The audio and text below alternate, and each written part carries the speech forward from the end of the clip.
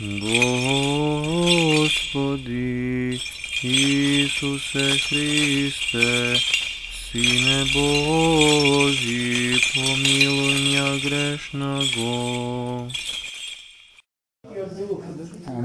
Возлюбені Отця Бога, браті і сестри, днеска ги славиме 20 равни пред Господа апостоли. За кого проповеда?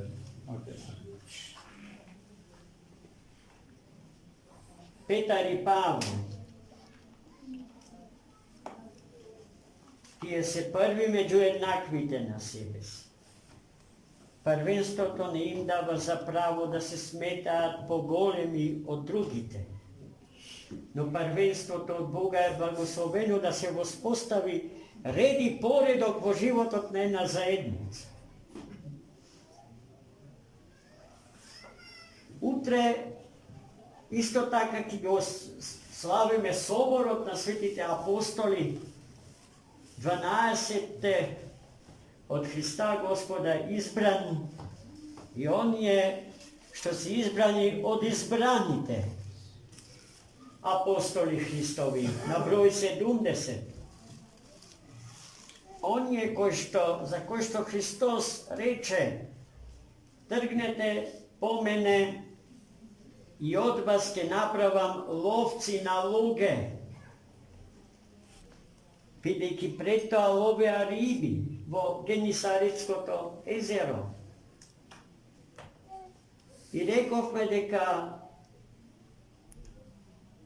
ловот на луѓе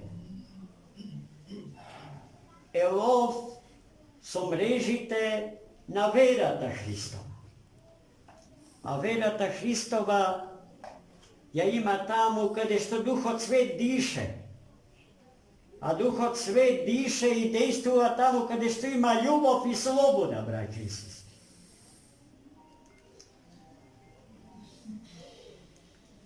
Денеска Христос ги собра своите ученици околу себе и ги праша: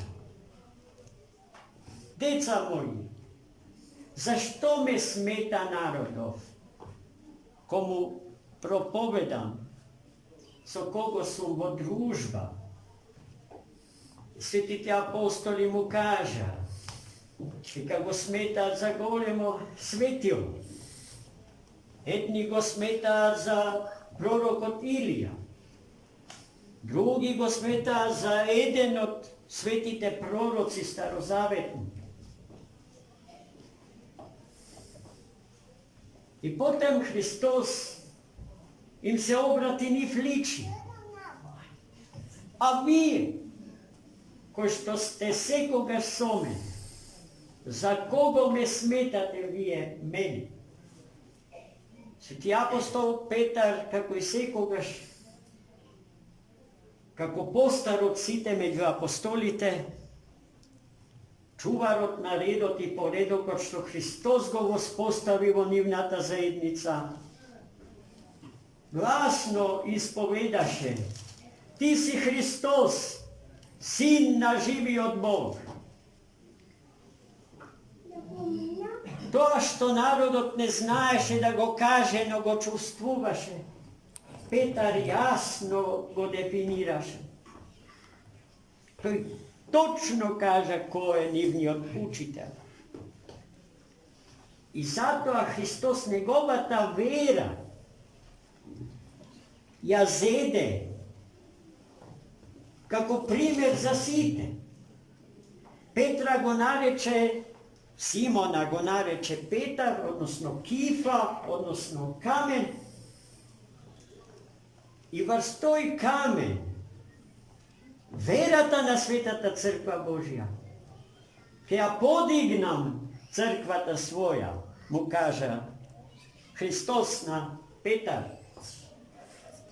И тоа не се однесуваше само на неговата лична вера, туку на верата на сите апостоли, подеднакво од сите споделувана, проповедана и сведочена. Потоа на истата вера Петрова, која што е вера на сите апостоли, ќе повторам, Христос и ги даде клучовите на рајот.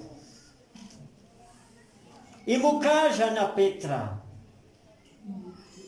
дека во црквата Божја, ново воспоставениот рај, со ново засаденото дрво на животот, Христа распнатиот и воскреснатиот. И нејзините порти,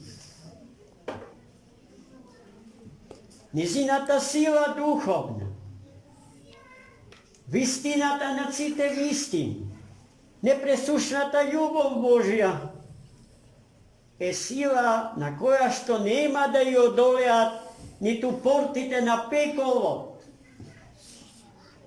Ако е така, така е, браќи и сестри. Зошто сме се уплашиле толку? Зарем прв пат денеска не плашат? Откако не има, и не зборам сега локал патриотски, зборувам на ниво на сечовештвото и на планетарно ниво за сите народи, за сите луѓе, за сите простори. Кој е тој што ќе не исплаши? Ако Христа Господа го имаме во срцата наши, тогаш и дверите на адот нема да ни одолеат. А за таквите Достоевски вели го кажува следно. Христијаните со Христа во срцето свое влегуваат или слегуваат до дното од пеколот, бидејќи пеколот е недействен врз нив. Пеколот го губи своето действо заради силата Христова која што живее во нас. Амин. Амин.